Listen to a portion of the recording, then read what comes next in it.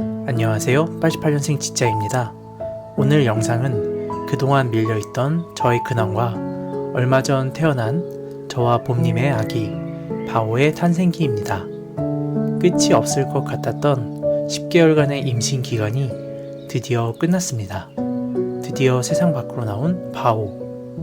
함께 보실까요? 저는 9월 마라톤 대회에 나갔습니다. 제가 현재 거주하고 있는 이천시에서 열린 대회인데요. 최근 러닝이 큰 인기를 얻고 있는 것과 별개로 저는 2011년부터 꾸준히 마라톤 대회에 참가해 왔습니다. 아무리 바쁜 해라도 빠지지 않고 1년에 1개 이상의 대회에 나가겠다는 제 생각을 여전히 실천 중입니다. 제 오랜 구독자시라면 2021년, 2022년, 2023년에도 마라톤 관련 영상 올린 거 기억하시겠죠? 아무튼 마라톤은 힘들지만 달리며 많은 생각을 정리해주는 운동이기에 저는 앞으로도 꾸준히 참가할 예정입니다.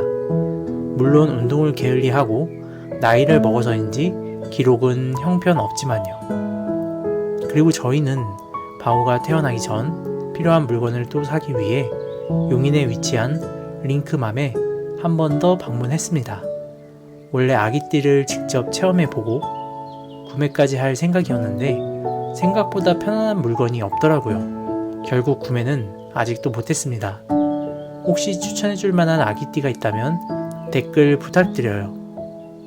보름달을 볼 때면 곧 있을 출산 과정에서 아내와 아기 모두 건강하게 만날 수 있기를 기도하곤 했습니다. 어느덧 보름달만큼이나 커진 아내의 배. 10개월 동안 정말 힘들었을 텐데 아내도 아이도 모두 잘해주었습니다. 이제 출산이 한 달도 남지 않은 시점이 되어 저와 아내는 태어날 아기의 옷을 세탁하기도 하고 난생 처음으로 분유를 타보며 이 맛이 맞는 것인지 궁금해하기도 했습니다. 생각보다 우리가 아기 키우는 것에 대해 아는 게 없다는 걸 깨닫는 시간들이었습니다. 그리고 양질의 단백질을 섭취하기 위하여 소고기도 사 먹었고요. 나중에 이사갈 새로운 아파트를 찾기 위해 구경도 열심히 다녔습니다. 그리고 시간이 날 때 러닝도 꾸준히 하며 체력도 쌓았습니다. 이제 아기가 태어난 후에는 쉽지 않을 카페 데이트도 했고요. 10월에는 제1회 국제 국민 마라톤 대회를 참가하기 위해 여의도도 다녀왔습니다. 정말 아기가 태어날 날이 얼마 남지 않아 많은 생각을 하며 뛰었습니다. 컨디션이 정말 좋지 않아 포기할까도 생각했었지만 완주하고 나니 정말 잘했다는 생각이 들었습니다. 그리고 그동안 미뤘던 혼인신고도 하고 법적으로 엄연한 부부가 되었습니다. 그렇게 그동안 올리지 않았던 저의 평범하고도 행복한 일상들이 빠르게 지나갔습니다. 그러던 10월의 어느 날 아내가 배가 살살 아프다고 하였습니다. 아직 출산 예정일까지 10일이 넘게 남은 상황인데 설마 아기가 나올 준비를 하는 걸까? 궁금하던 그때 인터넷에서 검색을 해보니 현재 아내에게 나타나고 있는 그 모든 증상들은 2, 3일 이내 아기가 태어날 수 있는 조건들이었습니다. 파워 계획형인 저희 부부는 이런 날이 올 것을 예상하고 병원으로 가기 전 마지막 만찬을 즐기기로 예전부터 얘기를 했었는데요. 막상 현실이 되니 정말 떨렸습니다. 다행히 미리 챙겨둔 짐들은 캐리어에 모두 담긴 상태였는데요. 저는 아내에게 입원 전에 무엇이 먹고 싶은지 물어보고 마트로 향했습니다. 포도주스와 삼겹살, 슈크림빵을 사서 집으로 돌아온 저는 떨리는 마음으로 고기를 구웠습니다. 그렇게 저희는 출산을 하러 가기 전 마지막 만찬이라고 생각한 밥을 먹었는데요.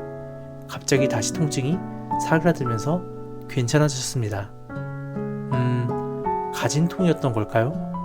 저희는 결국 병원으로 향하지 않고 저녁에 떡볶이와 냉장고에 있던 음식들을 먹었는데요. 저녁이 되자 다시 배가 살살 아파지며 통증의 세기가 강해지기 시작했습니다.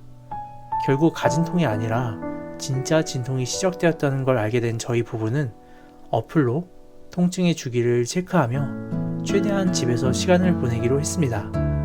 이미 많은 분들의 출산 브이로그를 봤기 때문에 언제 병원에 가는 것이 좋은지 알고 있었거든요. 통증이 잦아지기 전에는 어차피 병원에서도 할 수 있는 게 없고 그냥 무한히 기다리는 것 뿐이었습니다. 그렇게 저희는 새벽 1시 15분까지 버티다가 통증의 강도가 강해지고 잦아지기 시작하여 병원으로 출발하였습니다. 아무도 없는 도로를 따라 병원으로 가던 길. 어찌나 떨렸는지 모릅니다.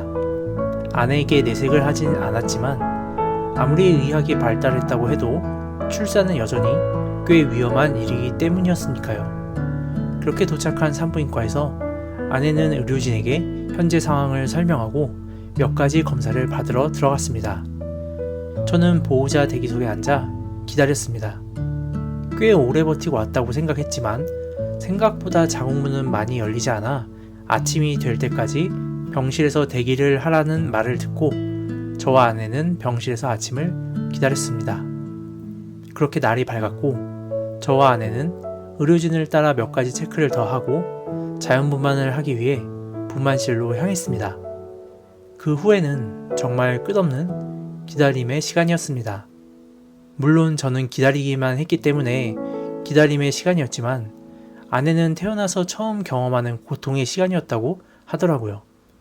통증은 시작되었고 갈수록 그 강도는 세졌습니다. 주기도 잦아졌습니다. 근데 문제는 자궁문이 생각보다 빠르게 열리지 않는 반면 통증의 강도가 너무 작고 너무 강해서 아내가 견디기 힘든 수준이었습니다. 하지만 자연분만을 해보기 위해 준비를 해왔고 노력을 했기 때문에 이제 와서 포기하기는 아쉬워서 아내는 계속해서 통증을 참았습니다. 하지만 의료진들의 체크 결과 이 상태가 지속되면 아내가 겪을 통증이 너무 심해 어려울 것 같다는 말을 전해 들었습니다. 보호자인 남편분이 결정을 내려주면 좋겠다는 말. 저는 더 이상 통증을 참기 힘들어하는 아내를 보며 자연분만을 포기하고 가능한 빠르게 수술을 진행하기로 수술 동의서에 서명을 하게 되었습니다. 저와 아내는 제왕절개를 생각조차 하지 않았어서 어떤 과정을 거치고 어떻게 회복하면 되는지 기본 정보조차 없었습니다. 저는 수술실 앞에서 의료진들의 소리를 들으며 불안했지만 곧 있을 바오의 탄생을 기다리며 이런저런 정보도 찾아보고 했습니다. 그렇게 오후 2시 56분 아기가 태어났다는 간호사분의 외침을 들었습니다. 그런데 아기 울음소리가 들리지 않았습니다. 설마 하는 불안감에 시계를 보고 있는데 2시 57분 다소 시간이 흘렀을 때 세상스럽게 울기 시작하는 우리 바오. 응애 응애 응애. 어떤 목소리일까? 어떤 모습을 하고 있을까? 10개월간 상상만 했던 저희의 아기 바오가 세상 밖으로 나와 열심히 울고 있었습니다. 아빠 들어오세요 라는 간호사분의 말을 들으며 저는 수술실로 향했습니다. 3kg으로 태어난 아기 바오는 자연분만을 시도하며 골반에 걸려 많이 힘든 상태라고 합니다. 탯줄을 3번이나 감고 있었고 골반에 머리가 끼어 체력을 많이 소진한 상태였습니다.